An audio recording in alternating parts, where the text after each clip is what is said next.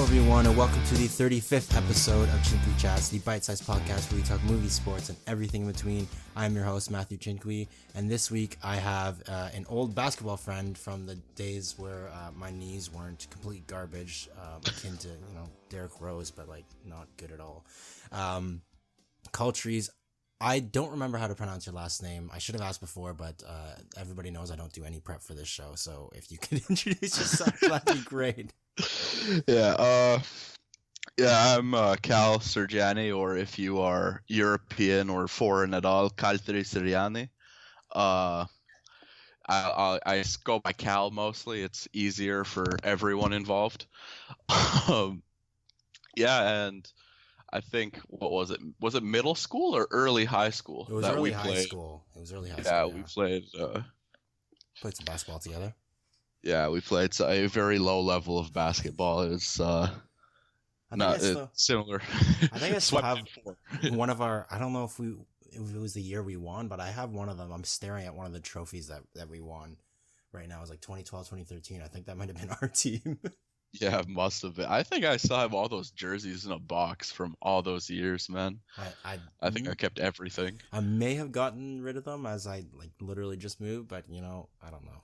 There's just shit just gets thrown everywhere after you move, and I'm still unpacking. But anyways, I'm back. It's been almost a month since I've had an episode. Mostly because of exams, a mixture of exams, laziness, and moving. But hopefully it's going to be back for a little while now that I'm kind of settling into the groove of things. Just some administrative stuff. I am switching the podcast to once every 2 weeks to give myself a little more time to have longer episodes and kind of get a better production value on them. And then in the weeks that there isn't a podcast, I will release a blog that's kind of related to the podcast. So next week will be a blog on the Raptors, which we will be touching on. But for now, this week we're going to be talking about the upcoming summer blockbuster movie season. We're kind of already in the thick of it with Infinity War and Deadpool coming out next week, but we're going to touch on those, and then some movies that we're going to be looking forward to in the upcoming months, and then the big issue, Raptors. There's a lot to talk about there. So we're going to take a quick break, and then we're going to come right back for the cinema chat.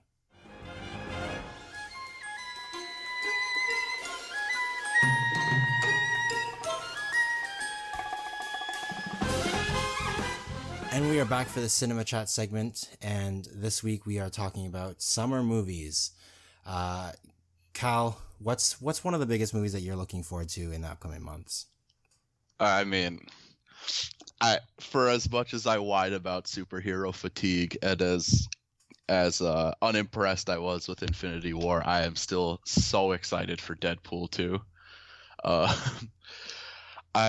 It's out next week, which is kind of surprising to me because ever since the term ended for school, time's just kind of passed at all. But I always thought it was like a month away, and then someone told me. But no, I'm excited to see what they do with a more. I think the casting's a little bolder now. There's a lot more people involved in it as opposed to a one-man Ryan Reynolds show, which I kind of loved about the first one. And I'm a little hesitant to see how everyone else does. But that being said, Brolin's already turning into a Hollywood sweetheart, especially this year. Yeah. And it'll be nice to see T.J. Miller on screen after his after his little terrorist act last month. I'm afraid it's probably going to be the last time you see him on screen for a while. Ryan Reynolds said he's not coming back for the potential Deadpool 3 and X-Force. He's not even on the TJ Miller isn't even on the latest poster. Like they completely left him off. I guess just bad PR, but I think we'll actually disagree on. I'm excited for Deadpool 2, but the first one we'll disagree. I don't dislike it, but I'm still not the biggest fan of it. I watched it a couple times after, and I liked it a little bit more, but to me, the humor in it feels like a 6-year-old wrote it who just learned the F word and is just using it every single sentence. Now I'm not averse to anybody using the F-bomb in a R-rated comedy. Like that's what it's there for. It's R-rated because you can say more than one F-bomb, but I feel like it has to be used sparingly and not every other sentence, or else it kind of just like it kind of lessens the effect. So for me, that's part of the reason I don't love the first Deadpool. I still like it. I don't think you can go into that movie and not have a good time unless you're like 60 years old and like hate swearing or whatever. But for me, that's part of the reason why I'm not as excited for Deadpool 2 as everyone else. I think you're right in the extent that they got the R rating and took that as a green light to try and cram as much as they could into it. But you have to appreciate a certain amount of nuance to terms like wheezing bag of dick tips. Oh yeah. Like it's great. And a lot of it feels off the top. Mm-hmm. Like I don't think someone sat down and wrote that. Yeah, that's true. That's true. I will say that my favorite parts of the movie are when he's breaking the fourth wall. Like, by far my favorite joke is when he goes to the X-Mansion. He's like, "Wow, it's pretty empty here. It almost seems like we didn't have the budget to afford any of the other X-Men." Yeah, I love that shit, man. They picked like Negatronic female teenage warhead. Like, yeah. I was proud of how much I followed with the actual comic books before watching these movies, and that was a name I had never heard. And that was actually impressive to me. Funny, I don't know if you know this story, but Fox actually made a deal. I mean, before Disney bought Fox, and Fox actually made a deal to trade characters with them. So Marvel actually owned the rights to Negasonic Teenage Warhead, and for Guardians of the Galaxy 2, Fox owned the right to Ego, and they traded for that movie, which is a little interesting piece of trivia. Yeah, this cast for Deadpool 2, it's looking pretty good. Terry Crews, rest in peace. Brooklyn Nine-Nine is in it.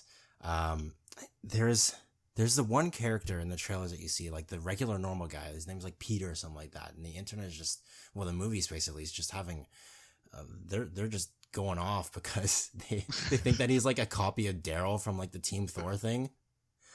Just like the regular guy hanging out with superheroes, but I'm kind of excited to see what he does, just like, cause it'll be so stupid and hilarious that's the type of stuff that's the type of comedy that I love, just pure stupidity. I'm a little upset that didn't go to Derpinder. Oh, I know. He should have just been promoted into that role. Another blow to Hollywood whitewashing cinema. I know. I'd love for them to give like Dopinder superpowers for some stupid reason. Like he trips in a puddle and like, I don't know, some X-Men like drop blood in it and all of a sudden he has superpowers or something. That'd be amazing. I'd watch a Dopinder spin-off too, just he goes on like a killing spree for the love of his life. You know what? He's super dark, but like the Punisher Dopinder version. But yeah, exactly. I mean, they're greenlighting standalone movies for basically everyone. So you know what? You never know. It could be in the realm of possibility, and it's just so ridiculous that Fox may say, you know what? As our last stand to Disney, you're dealing with this now. Yeah, just follow this up. Yeah. Well, speaking of Disney, Disney has another one coming out. I know you wanted to talk about yet another superhero movie, but this one is probably one that I think even the most fatigued fans will want to check out. Oh man, you can't understate the appeal of Incredibles 2 coming forward. Everyone. We thought we waited for long for Monsters University, but I'm gonna be in that theater punting aside 6-year-olds, trying to get a good spot, be shushing kids in there. Like it's gonna be awful. It's gonna bring out a bad side of me. But I've waited forever for this movie, and I personally, when I was younger, I didn't really like the first Incredibles as much, and then you rewatch it, it's kind of weird that you start to agree with Syndrome. Yeah, a little. you start to get where he comes from, and then you realize, wow, this is really well written. And then it kind of became a meme for a few years where you're like, oh, no, I don't think they're going to follow it up. I don't think there's ever going to be a sequel. Yeah. And then they do a sequel, and it takes place like 5 minutes after the first movie ended. Yeah, I want to talk to you about that. What do you think? I know that people... I personally kind of wanted a time skip when I first heard that they had greenlit a sequel. And I know that, with the memes and everything, everybody was talking about, oh yeah, it's just going to be a time skip. I want to see them grow up with us. What do you think about them not doing a time skip? I think it's pretty interesting, but... I think especially since the baby is a huge focus in this movie, that they couldn't really get away with that. Mm-hmm. At like half the... I'm just as conjecture from just the trailers, but yeah, it seems interesting because you rarely see the direct fallout from what just immediately happened, unless you have something like the Marvel Cinematic Universe where it's like a direct progression. I'm sure Syndrome's large-scale attack really messed with society at some point, and that's why heroes are kind of out and everything, and maybe they realize that, hey, maybe we wrote a really good villain the first time and we should give him some credit and make the society in the movie feel like he was kind of correct. And then you gotta really gotta rebuild like that. Also, it's supposed to be a kids movie still. Yeah. I think if they really catered it to us, it could hurt them in total. Mm-hmm. And obviously there'd still be diehard fans who would flock to it, but they also got to appeal it to the new generation because the first one, the animation especially, didn't age all that well. Yeah, when you're talking about the animation, all I can think about right now is just the internet memeing the shit out of Elastigirl with just thick memes. You just go, I was gonna say something, and then I could not think of anything else.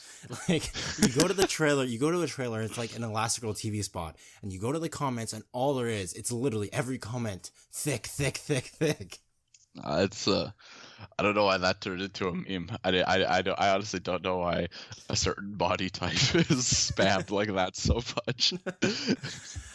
But as for the impact of this movie and the previous one, like most kids our age, I mean, I think you're 1 year younger than me, born 97, right? Mm-hmm. Yeah, so everyone our age, we grew up watching The Incredibles. Whether that when we were younger, we love the spectacle, we love the the little silly jokes that Pixar makes, and the action, the phenomenal action. And then as you start to grow up and you're rewatching and you realize, holy crap, this is a really good movie talking about, nostalgia or growing up and learning to cope with adulthood in the situation that you're in.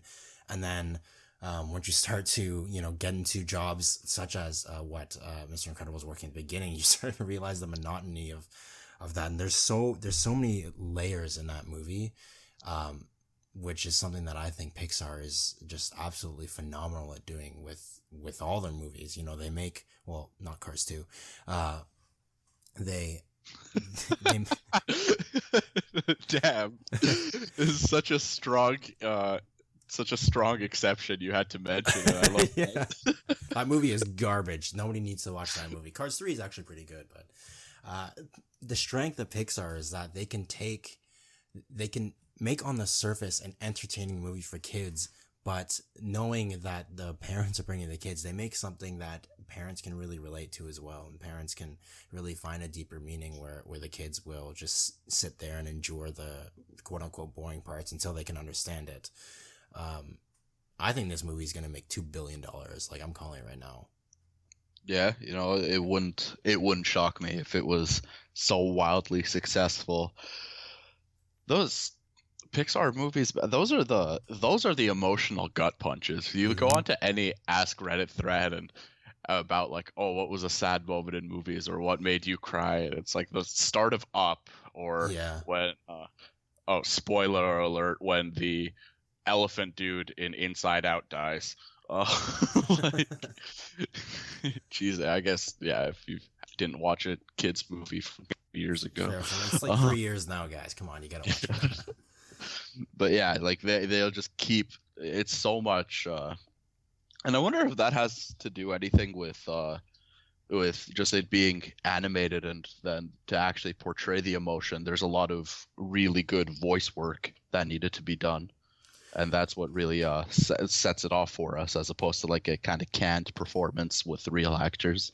I think part of it may be that because it's animated, it's kind of catching you off guard. You're not really, there's animated movies are a dime a dozen nowadays. You have like Boss Baby. You're not crying in Boss Baby unless you're crying like from laughter because it's so amazing. But you're not going to, a lot of the times, you're not going to an animated movie thinking like, oh yeah, this is going to be a hard-hitting drama that's just going to make me cry my eyes out. And then at the end of Inside Out, when Riley runs away and she comes back, all of a sudden you're like, why am I crying in the club? Like. Damn, they premiered it in a club? You got bottle service for Inside Out? Damn, yeah, dude. Yeah, Incredibles 2. Just based off the trailers, I'm interested in the direction that they're going. I think it's something that none of us expected. We expected them to, be working together as a team, as this crime fighting family like we saw at the very end. But it looks to me right now, just from the trailers, and, trailers can mislead us, they have before, that it's going to be Elastigirl centric with kind of a stay-at-home dad thing, dealing with the, the troubles of not only a family, but a super-powered family. Yeah. I doubt they go the whole movie without fighting together at least once. Oh yeah, for sure. But no, it is a good take, and I'm a little skeptical to the idea, only because like this whole parents are the real heroes. It's like, nah, dude, I want to watch someone throw a car. Yeah, that's what I'm here for.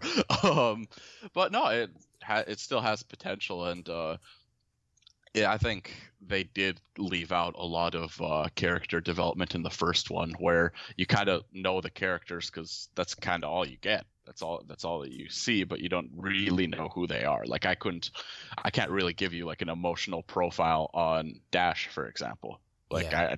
I don't know. He runs fast. He runs fast and he's a kid. That's about it. Yeah, and to some extent, I think that's all I want from a superhero movie. But if Disney does it, if Pixar does it correctly, and they don't really step over any toes to try and force their story, it should be fine. It should be quite good. Let's be clear, Disney just basically owns everything now, so you don't really have you don't have to clarify Disney, Pixar. You can just say basically any studio now. It's like, oh yeah, I guess that's Disney, isn't it? So it's a matter of time before I wake up with a barcode on me and just literal property of Disney. A mouse goat, Bob Iger for president, like, yeah. Well, I think that's all we got on Incredibles 2. Moving on to Mission Impossible 6, which comes out on my birthday, July 27th, which would be a cool birthday present.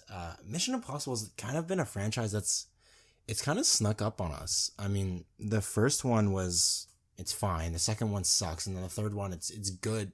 Like, it's pretty good, but it's not, top 10 of the year good.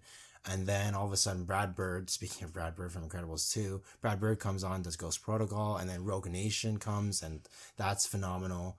And now this one looks to be great. They even stole Henry. This movie's the reason Justice League was so bad in terms of visual effects, because Henry Cavill had to grow a mustache for this movie. But what do you think of this trailer or what do you think of the trailer for Mission Impossible 6? And are you excited for this one? Honestly, it's so strange to think that there's 6 of them. Yeah. And they've done such a good job. It doesn't feel like more of the same, like there's the whole, like when you watch Die Hard, Die Hard 1, pretty dope. Christmas classic. Die Hard. Christmas all the way. Oh, completely a Christmas movie. I'll fight anyone who thinks otherwise. Yeah. But yeah, you got Die Hard 1 and then Die Hard 2, and then after that, it's just die already. Like, I'm so tired of this franchise. And like, and they still made like a movie recently, which is ridiculous to me. Oh, it's his son now. Like, I'll defend Die Hard 3. I won't defend the rest. Die Hard 3, I actually really like because it's like a puzzle throughout the city. It's different. Die Hard 2 is literally Die Hard 1 in an airport. The others I refuse to acknowledge. But yeah, sorry, go ahead.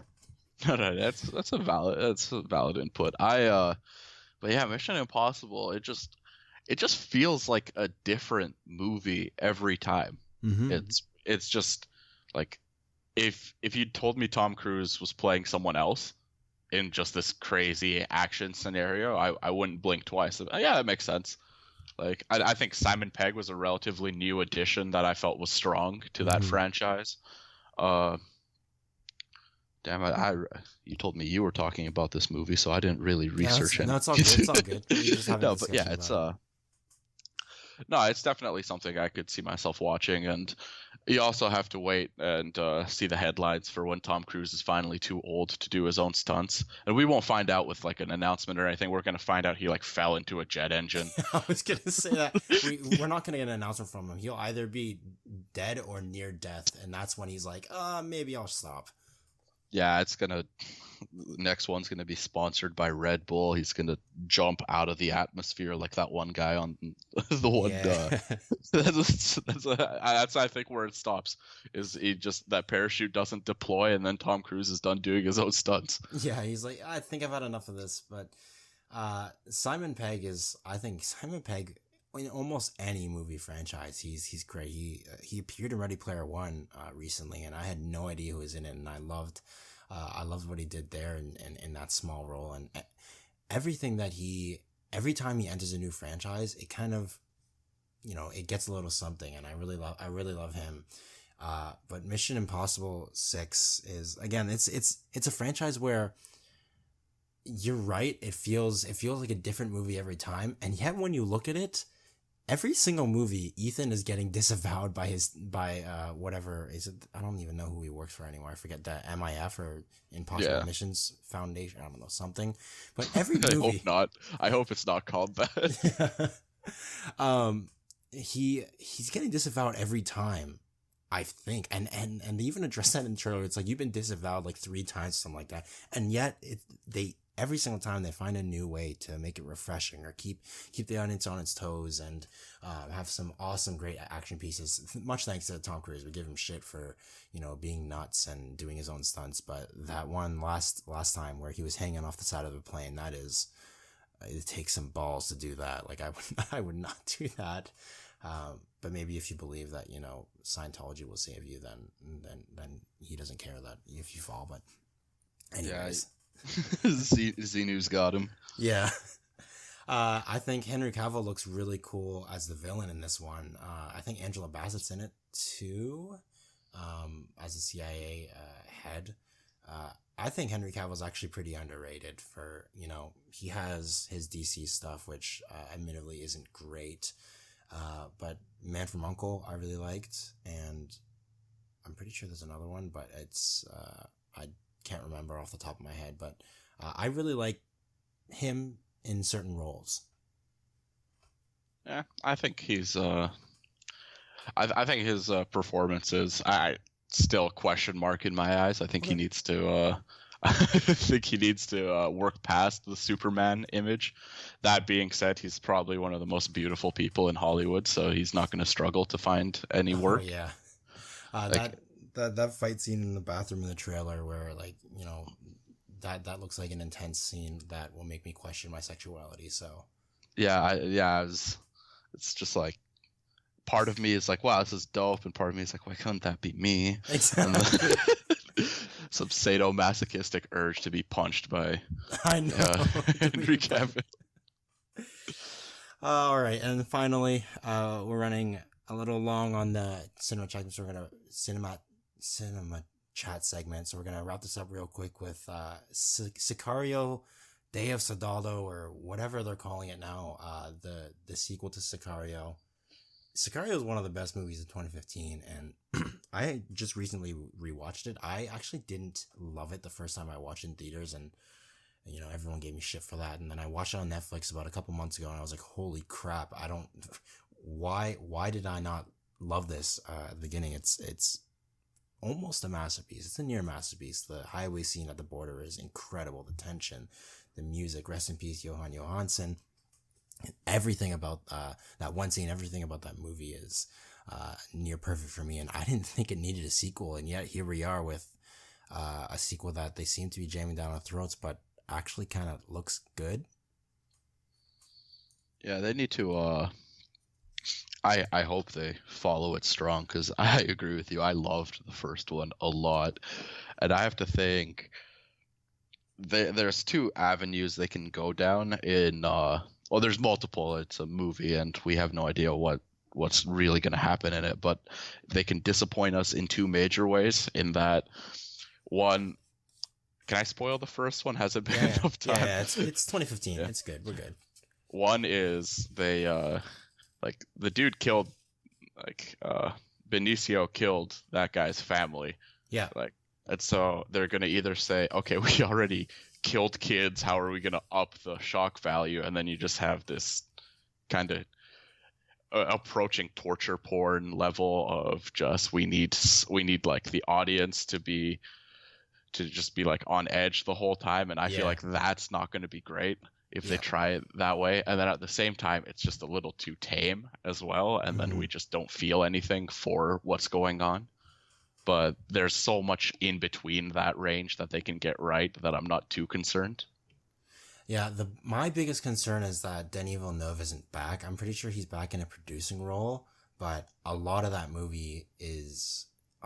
the reason that first movie is the way it is, it's not just the action, it's not just the performances, it's the drama and the message behind it. It's the conflicting morals that you have for certain parts of it. Which really make that movie a masterpiece. And I don't know if this director, I can't think off the top of my head who's actually directing it, and that's probably a bad thing, considering he's coming off of Denis Villeneuve, who's probably my favorite director working today. And that has me a little worried, but the trailers have been good. Josh Brolin is, like you said, he's Hollywood's new sweetheart. He's going to have one hell of a summer, Infinity War, Deadpool, and now this. So fingers crossed that can be good. Yeah, Stefano Sollima is the director for the Day of the Soldado. I don't know any of his work. Me neither. I Wikipedia'd this. The biggest thing is I actually really liked Emily Blunt in the first one. So did I. I think she's a great actress. I don't know. I don't think anybody else disagrees, but I think she's an excellent actress. Yeah, I am so mad at myself for not seeing The Quiet Place yet.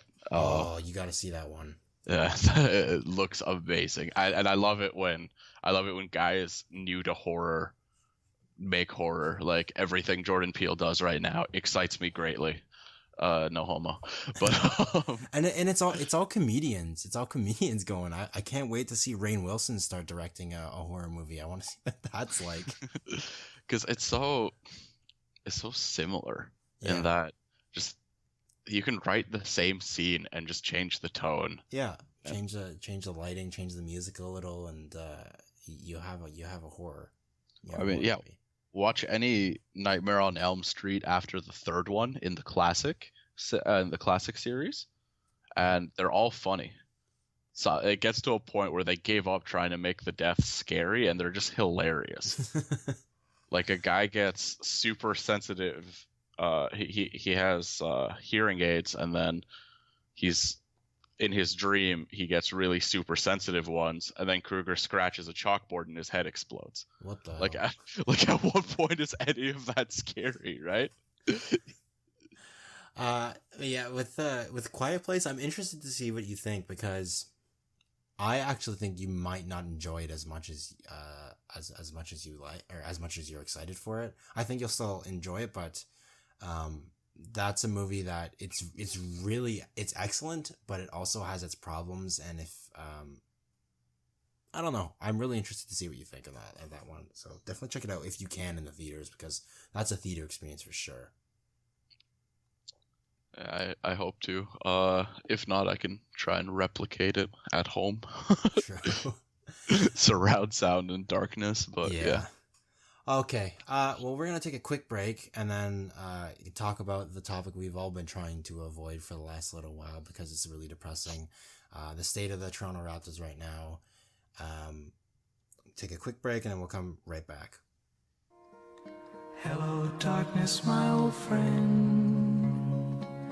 I've come to talk with you again. And we are back for the free chat segment where we are going to talk about something sad, something depressing. The Toronto Raptors, it almost looked good for the first round of the playoffs. You know, we had those 2 losses, but we bounced back pretty well, in my opinion. You know, the new culture, the culture reset, the passing, the ball movement, the bench mob, when we finally got Freddie back in that game 6, it looked good. Cavs looked the weakest they possibly were. And then we got swept, and all of a sudden, Raptors fans everywhere started losing their shit, including myself, because I sat in my room for like half an hour in the complete dark, just sitting there like, I can't believe this just happened. I don't know what's going on. What did you think of the playoffs? I didn't watch Game 4. I'll tell you that right. They started pulling ahead, and I just like left. I didn't want to discuss it. I didn't want to think about it. I smoked myself brain dead for a little for like 3 days straight. It was a time of mourning. Yeah. But I came back and it's like that scene in Community where Donald Glover walks into a room with a pizza and the room's on fire. Like, I didn't think it was that bad. Oh, I know. I think fans are definitely overreacting, like really, really badly, and I definitely did my best to distance myself from Reddit, especially. Oh, 100%. Some fans are just, you know, fans will be fans. They're so reactionary and they're so recency biased. They, you know, DeMar has 3 bad games, and admittedly, a superstar or a quote unquote superstar shouldn't have those 3 bad games in the biggest games of his life. But the fact of the matter is, he's not a bad player. Like, no, he had 7 good games before that. Every single game in the playoffs before that, including game 1 of the Cavs, he had a good game. So, and people are, I see comments like he can't be a first option on a championship team, which may be okay. Yeah. I can concede that, but people are like, he's like a 3rd or 4th at best. I was like, at this point, you're just doing this to piss me off. Like, there's no way you think DeMar DeRozan, with how prolific of a scorer he is a 3rd option on a team. Like, come on. And not even just a scorer anymore. Like, this year, granted, he's not like Rajon Rondo, but he's shown flashes of making some really good passes. I mean, there's the regular season ones where the one off the top of my head is when he kicked it out to Freddie. I think it was to beat the Rockets. He had a clear lane, and DeRozan 2 years ago would have taken that, maybe gotten the foul, maybe not, maybe scored. You know, you leave it up to chance, but this time he passed it out, and you didn't see that a lot from him, and that shows that he's growing. He's only he's 28. He's still growing as a player. He's still adding every single year in the offseason. He's come back with a new tool in his arsenal, and I think that just a little more reps from the 3, a little more reps passing. His offensive toolbox is fine. It's the defense he needs to start working on over this summer, and I guarantee you he's going to come back and he's going to be a lot better on defense next season, regardless of where he is, and I think he still will be with Toronto. Yeah, I missed PJ a lot when I looked at defensive effort on our end a lot of the time. So I don't think he was even that good. I definitely don't think he's better than OG for our team, but no. I do think just having some old chunky man yell at our team to play better defense was really helpful, and I loved that. But it seemed I wrote a long post on Reddit that was okayly received, I guess, but it was just, I think we were set up to be really good in the regular season, but our adjustments for the playoffs were very minimal at best with our off season. It kind of wasn't too surprised. We definitely shouldn't have been swept, but I wasn't too surprised. It was more of the same. I think that when you look at this series, yes, we got swept, and we did have a discussion about this earlier, that regardless of how you played, you still lost, and that's the outcome. But if you're watching the games and looking at the way they're playing, games 2, game 4, fine, that's that's the old Raptors. But game 1 and 2, for the most part, I like what I saw with game 1, except for the very end where the offense just went to complete shit. And I think that was kind of an anomaly. We missed like three open tips, right? And one of them was super unlucky with DeMars. DeMars just kind of bounced out, and that would have been for the win. And then JV, who had played relatively heavy minutes for himself, or by his standards, missed a couple bunnies. And then game 3, you can't do anything against that. Like, LeBron is he's a transcendent player. He's arguably the greatest player of all time. And if you make that shot, then with that type of defense with OG, then you can just have to take that loss. But we easily, in that last game, in that game 4, we could have easily been up 2-1, and that's a completely different series. Yeah. Game 1, I think it was, that entire fourth quarter was tragic to watch. Mm-hmm. Cleveland tried so hard to give it to us. Yeah. And we rejected it. We held strong.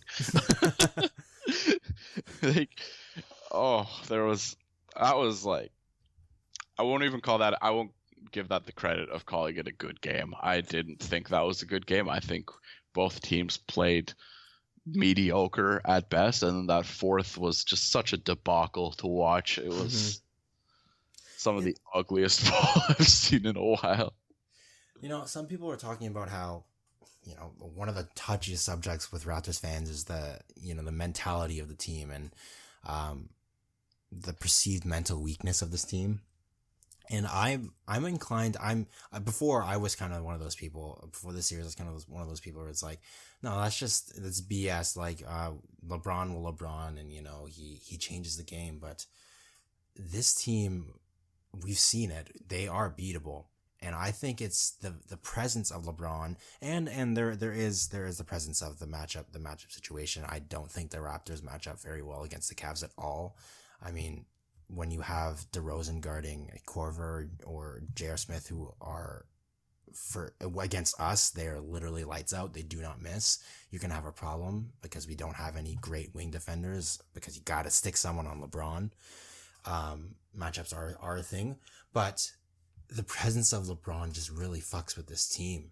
Like, we'll play well, but in the back of their heads, it's always, there's a run coming. And when there's a run, we can't stop it. And then if things don't go their way on the offensive end to kind of, respond to that run, then all of a sudden you're losing by 20 and it's a blowout. Yeah, it was, J.R. Smith shot something ridiculous, 77%, I think, from 3 against us. Which was just that's so JR of him. I know. Like, I want to be angry, but I can't. He just, anything is possible. I feel like every time we play the Cavs, it's like he's shooting at a higher and higher percentage, and everyone's like, yeah, this isn't sustainable. This is ridiculous. He keeps doing it. But he does it every single time. Like, against the Raptors, he just turns into he's just wide open every time. Even when he's contested, he's making those shots. Yeah, I can't even wrap my head around that personally, how ridiculous that his performance was. Korver also was like above 50%, but do you think that's because Indy bullied them on the line a little? Or do you think that we just got horrendously unlucky? Because I remember they missed open looks in Indy a lot too. Yeah, I don't think Indy's wing defense was that great either. I mean, they had Bogdanovich on Korver and JR sometimes, and I don't think he's a particularly great defender. And you're right, they had open shots and they were just missing them. It might be a case of luck or our defensive schemes, like we didn't adjust well enough, and we'll get to Coach Casey soon. But we'll get to that soon. But I feel like it's just a combination of both luck and our defensive schemes aren't good enough to kind of recover from the presence of LeBron, because he commands a presence on that court when he's there. Like, your attention always has to be on him. It also didn't help that someone told Kevin Love that he was a post player when he got drafted. Oh yeah. And it also especially didn't help that we put CJ Miles on him. That was rough to watch. Just back to back to back to back. I don't points. I don't understand that. Like, yes, we need offense from CJ. And you know what? He made some nice threes. And you know what? I like CJ. I like him a lot. I think he has one of the prettiest releases in the game right now. He seems to have a really great attitude. His wife is an amazing follow on Twitter because she just, like, she holds nothing back. She's hilarious. But he cannot play defense. He showed flashes, but everybody can show flashes. I'll give me 1,000 reps and I'll have one stop, probably, maybe. Gets LeBron now. What if I like kick him? Just take the flagrant? Yeah. Okay, yeah, that's fair. Yeah, that's right. You give me 1,000 reps and a tire iron, I'll stop LeBron. Yeah, exactly. But yeah, I don't know why he was put on Love. Oh, you know what? Let's rewind. I do. Because Serge Ibaka sucks. I don't want to say he sucks. I hate that I have to agree with you. I hate that I have to agree with you. I just don't want to say it. I don't want to have to say he sucks. But goddamn, at that point, at least Patterson put in effort. He put in effort into getting his scene points. No. Effort on the court. Off the court, he did fuck all. On the court, though, I didn't think I saw Patterson give up on plays. Yeah. The thing is with Serge, and it does hurt me to say he sucks because I don't like saying that about anybody on the team unless it's like some like completely awful player who's given up on the team, such as, off the court, such as Patterson. I hate that guy. But Serge, when he's on the court, not only does he have worse hands than Biyombo, who literally had brick hands, every single time Serge dribbles the ball, it was a turnover in this series. I don't know if there's a statistic for that, every time he put the ball on the ground, but I'm willing to bet it was over 90% of the time. He put that ball on the ground, it was a turnover, because I don't know, for some reason he just can't dribble. They downvoted my arthritis joke. I don't actually think he's in his mid-30s because he's actually from a pretty developed part of Africa. Yeah, but come on, man, that does not play like a 28-year-old should. It baffles me. He's not overly big, and we've seen big players being able to dribble, like Embiid, Cat, they can dribble. Yeah. Like, I don't understand. I mean, obviously Ibaka isn't the type of player that they are, but still, like, if you're a professional NBA player, please learn how to dribble.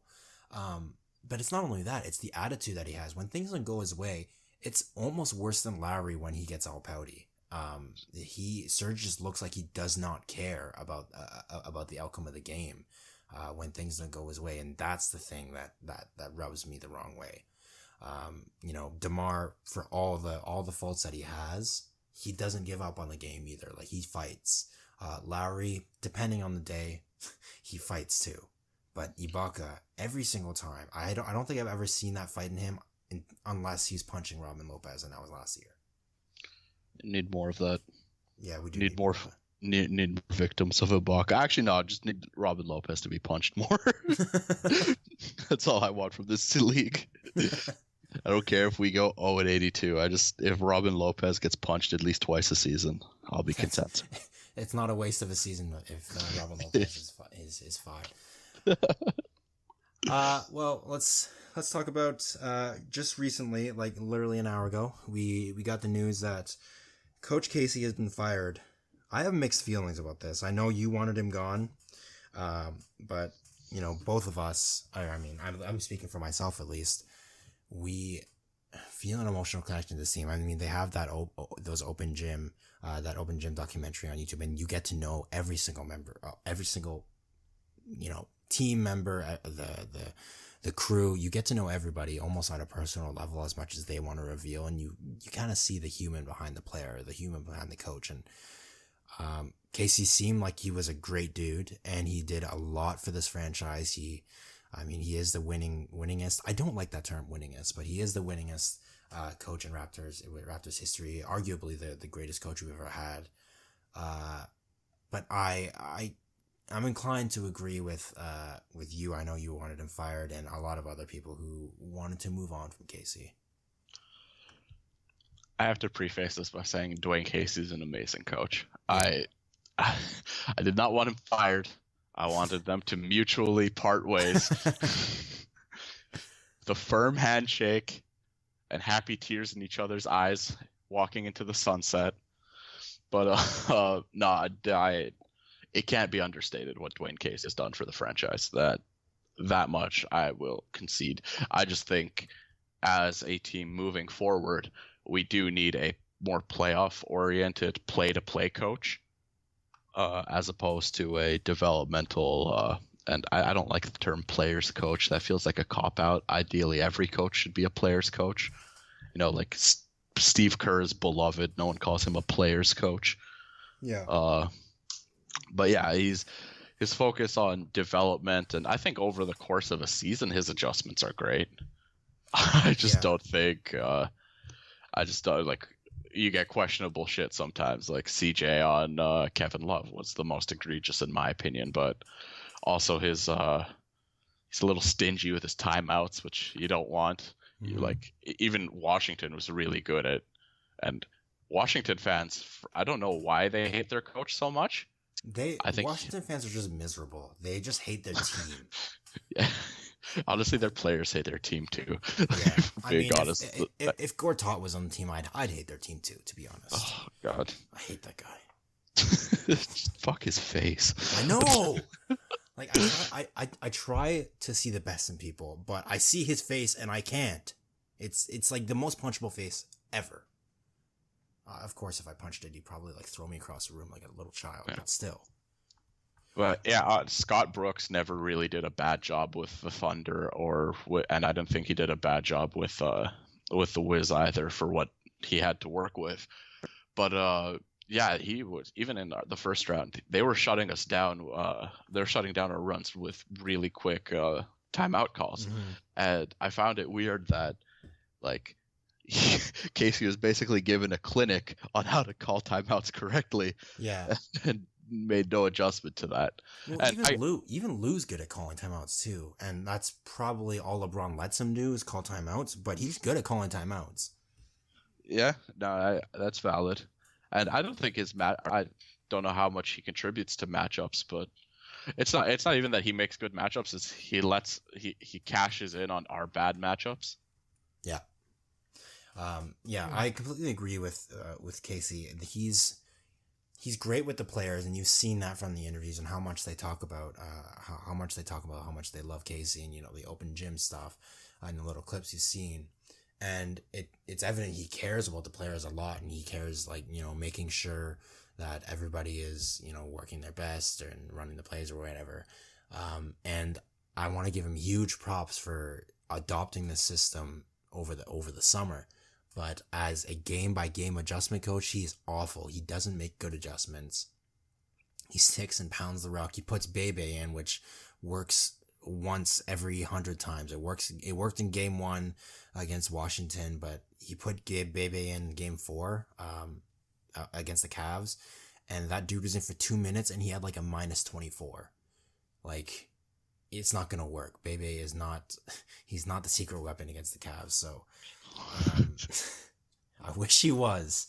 I truly wish he was, but he's not. So I think it's right that Casey had to go. I hope that maybe he stays with the organization in some consultant role, or maybe I'm seeing his name floated around for the Bucks, because the Bucks are a young team who are in need of a coach that can really develop their players a little well. Not that Giannis really needs that much developing, but Jabari and Brogdon and Middleton and all those other players. I think Casey could actually be a good fit there. Who do you see coming in replacing him? I'm looking right now at a watch bomb from an hour ago where former Atlanta Hawks coach Mike Budenholzer is expected to get a close inspection for the Raptors opening. Mm-hmm. That's in my opinion my first choice. I would adore having Coach Bud over here, and I hate how the Atlanta situation was handled, and I'm glad that they set him free while they're tanking.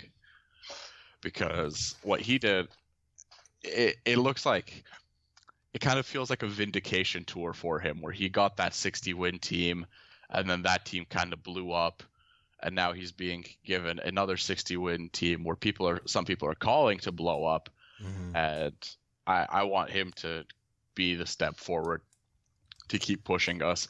And also, in a perfect world, Dwayne Casey grooms Giannis for 2021 when we pick him up to play proper Raptors basketball. Let's go. Giannis 2021 is the new KD 2016. For those who aren't aware, Raptors fans had this pipe dream that KD would come to the Raptors in 2016. We all believed it was going to happen, even though we knew it was going to happen. But, and then what KD did happened. But I believe that Giannis is coming. This one has a little bit more merit because of that the Masai connection, the Giants of Africa connection. But yeah, Casey can be our sleeper agent. Oh, that would be pretty great. Or CN Tower for LeBron. It's an easy trade. He's available this season. I'll make that trade 9 times out of 10. And on the 10th, I'll give it serious consideration too.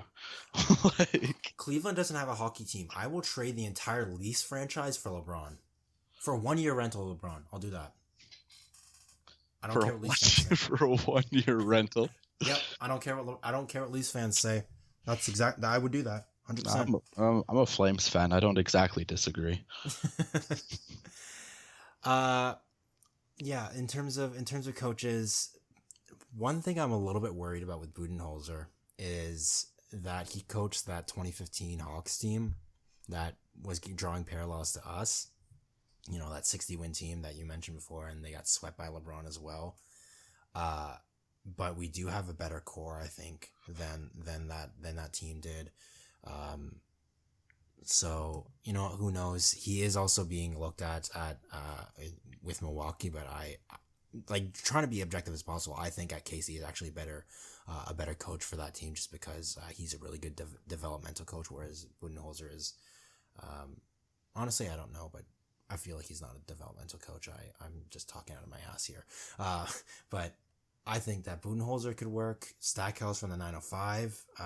Maybe, I know we disagree a little bit on that. We talked about that, but I've watched some of the 905 games, and they're the ones who really started with that passing culture, that new culture, with their championship last year. Nick Nurse, even, maybe, who is our offensive coach, who's currently on the staff. Or even, I'm seeing this name, and I've seen this name a lot since last year. Messina on the Spurs, the assistant coach to Popovich. Do you see that as a possibility at all? I see the name thrown out quite a bit, but I don't think breathing the same air as Pop makes you a good coach. Inherently, I don't know enough about him to have an opinion, quite honestly. Yeah, that's fair. I could hop into the Spurs subreddit at some point and ask what he does for them. Like, maybe he had a big impact like Nick Nurse did for us, but outside of that, I wouldn't really pursue him too hard unless nothing else came up. And you know what I find really interesting about these Spurs coaches, these assistant ones now, the one just got hired at the Hornets. Becky Hammond is being eyed for the Bucks as well. Pop's seeming to he's letting his children fly now. Like, he's the assistant coaches are taking jobs at other places, or taking interviews at least. And it's always been floated in the past. Pop's assistant coaches would make good head coaches, but I think this year might be the year where a lot of them actually start to go off in their own direction. So maybe Messina is an option at this end. Who knows? But I'm going to try to wrap things up real quick. As quickly as possible, what do you think the Raptors should do this offseason? They've already fired KC. What do you think are the next steps? Are we making roster changes? Are we picking up free agents? What are we doing?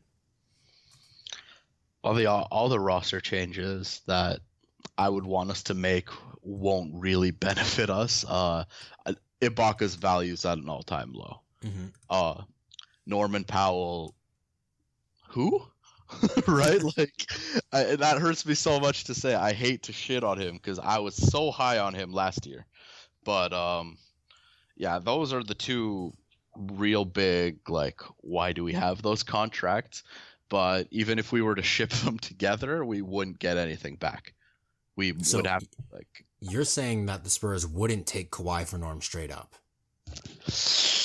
No, I think we could make that... we could make that happen maybe for, like, a Steph Curry type, but... Three-way trade. Yeah, exactly. Norm and Bebe Bebe goes to the Cavs, and LeBron signing trades with the Cavs, comes to us, and we get Kawhi. Easy. Because we don't have picks this year, right? No, we nothing. Don't. Yeah, we don't have any picks this year. I don't think we need picks this year, to be honest. Yeah, no, I think outside of the lottery, there's nothing of value.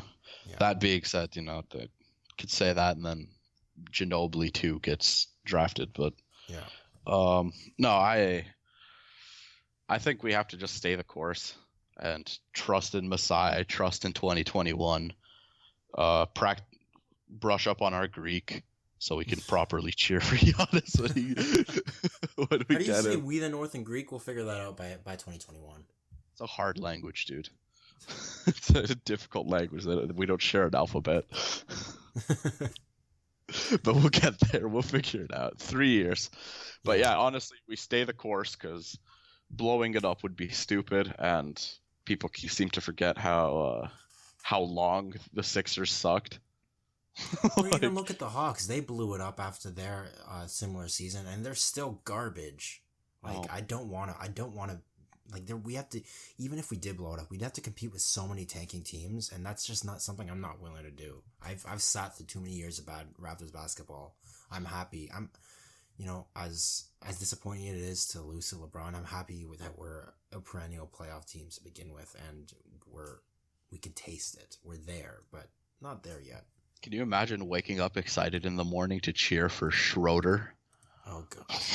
Like, there's no way. Like, yeah, okay, OG's exciting, but I still don't think you build a team around him. Yeah, that's no. I like OG. Oh, that's all I'll say about that. I really like him, but I don't know.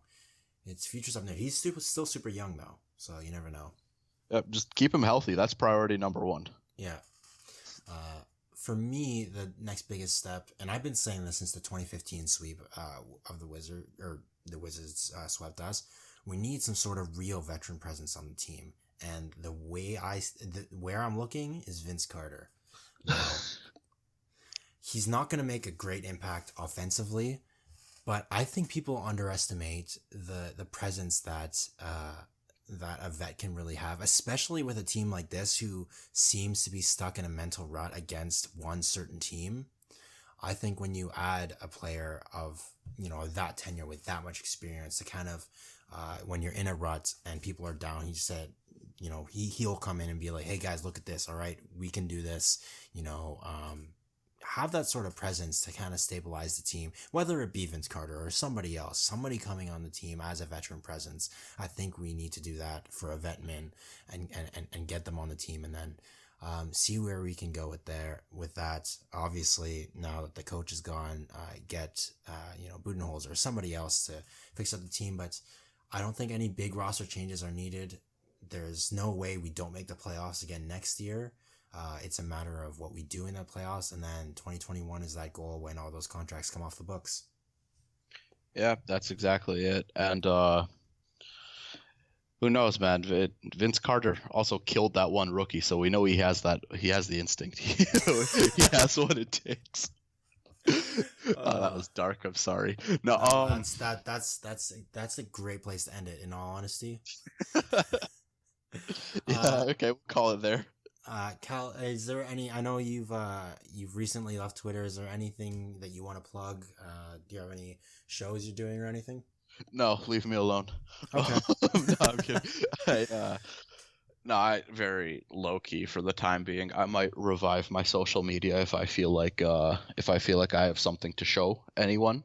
But at the moment, everything's just purely in development, half-finished projects, writing, school starts up again, I have no idea where anything is going. So eventually, someday, I will be back at Kaltris on Twitter, but no time in the foreseeable future. Awesome. Well, I'll link that regardless. It'll have a 404 link, but, who knows? Maybe you'll change your mind the next day or the next 2 days when I put this up. You guys can find me at mchinquee96 on Twitter.